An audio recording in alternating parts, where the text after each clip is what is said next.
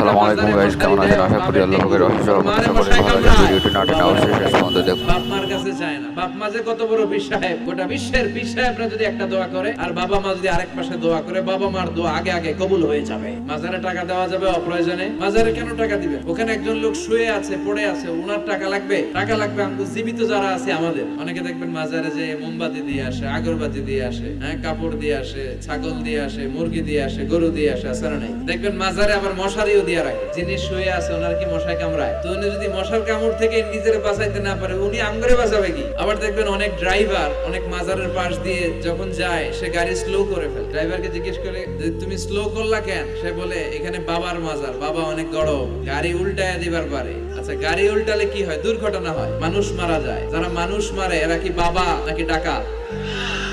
কেমন আল্লাহর ওলি? ভিডিও যদি ভালো লেগে থাকে অবশ্যই একটা লাইক দিয়ে কমেন্টে জানান ভিডিওটি কেমন লাগলো।